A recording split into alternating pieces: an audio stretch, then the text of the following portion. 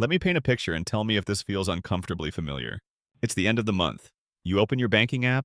You already know what you're going to see, but you check anyway. There's that number.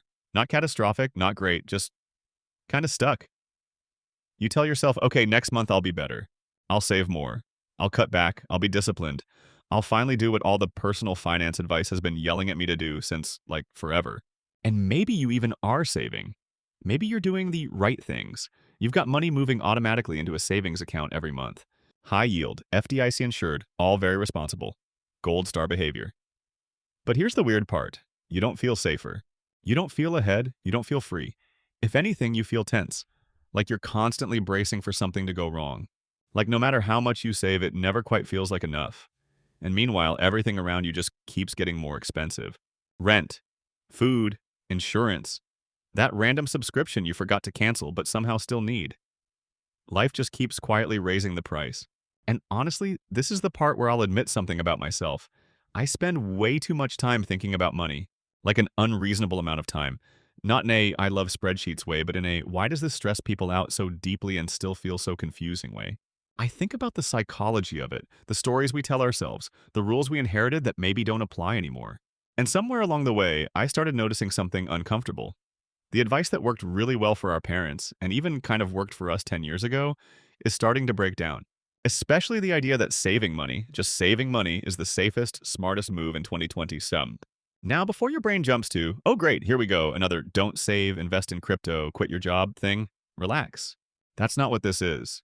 This isn't about being reckless. It's not about gambling your future or pretending risk doesn't exist. It's about realizing the world quietly changed, and most people never updated their mental model.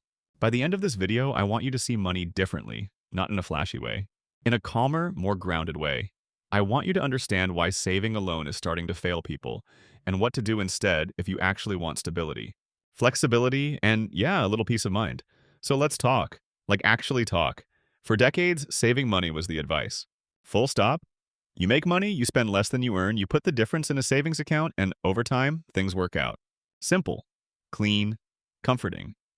And to be fair, that advice wasn't stupid. It made sense in a world where money held its value more consistently, where housing wasn't a speculative asset, where inflation wasn't quietly eroding purchasing power year after year while wages kind of jogged in place.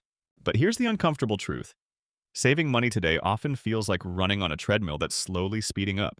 You're moving, you're sweating, you're doing effort, but you're not actually getting closer to anything. Let me give you a really basic example. Say you're proud of yourself. You've saved $20,000. That's not nothing. That's discipline. That's saying no to stuff. That's packing lunch when you didn't want to. But now zoom out. What does that $20,000 actually do for you? Does it meaningfully change your housing options? Does it buy you time if your income stops? Does it protect you from rising costs? Does it create leverage or opportunity? Or does it mostly just sit there quietly, losing a little bit of value every year? And yeah, high-yield savings accounts exist. 4%, whatever the number is this month, that helps, but it doesn't solve the core issue. Because the problem isn't interest rates. The problem is that saving is defensive, and the world we're in now punishes purely defensive strategies. I remember talking to someone who said, I did everything right. I saved for 10 years, and somehow I'm further behind than when I started. And they weren't wrong. The goalposts moved. Quietly. Without asking permission. Saving isn't bad, let's be clear about that. But saving without a bigger strategy is like stockpiling candles instead of fixing the power grid. Feels smart, until the outage lasts longer than you expected. So stop asking, how do I save more? And start asking, what problem is this money supposed to solve? Think about how money felt growing up.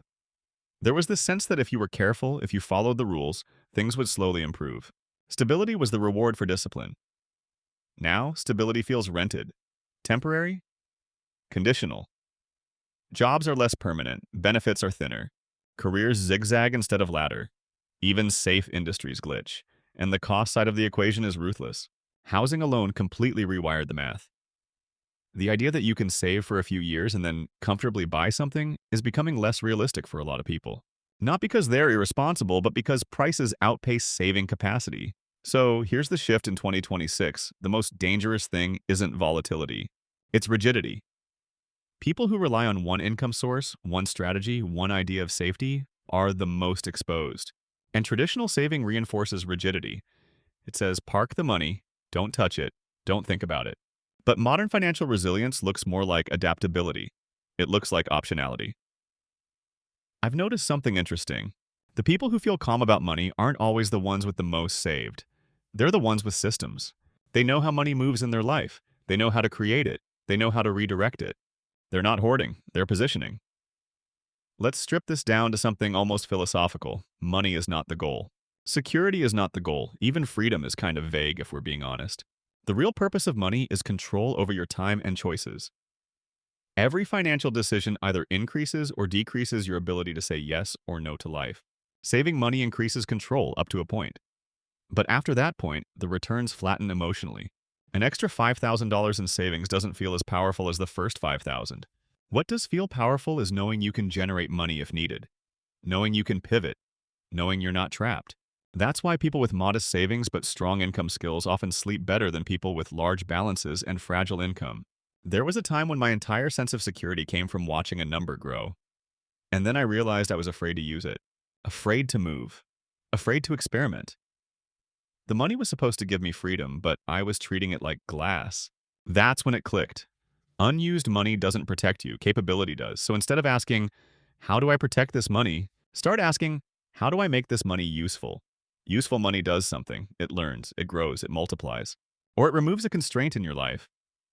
That might mean investing, not in a reckless way, but in a boring, long-term way. It might mean investing in skills, courses, tools, equipment, education that actually increases your earning power. It might mean building a small, unglamorous side income, not to hustle yourself into burnout, but to create redundancy, because income solves problems faster than savings do. Savings are a buffer, income is a faucet. When something breaks in your life, which would you rather have? A slightly bigger bucket or a faucet you can turn up? Emergency funds are necessary, non-negotiable. But most people underestimate the size and type of emergencies they're likely to face. It's not just car repairs or medical bills, it's long gray area disruptions, job transitions that take longer than expected, family obligations, burnout, industry shifts. 3 to 6 months of expenses sounds comforting on paper. Life doesn't follow spreadsheets. The better question is how quickly you can adapt. How fast can you replace income? How many levers can you pull? How many ways can you reduce expenses without destroying your quality of life? Emergency funds help you breathe. Adaptability helps you survive. Skills matter more than people realize. Being good at multiple useful things compounds in strange ways. Writing, tech, sales, teaching, communication, analysis. Skills don't inflate away, they don't crash, they move with you. I've never regretted investing in my ability to earn. I have regretted letting money sit while my skills stayed stagnant. Rich used to mean accumulation. Now it looks more like flow. Money coming in, money moving intentionally, money supporting a life that doesn't feel constantly fragile.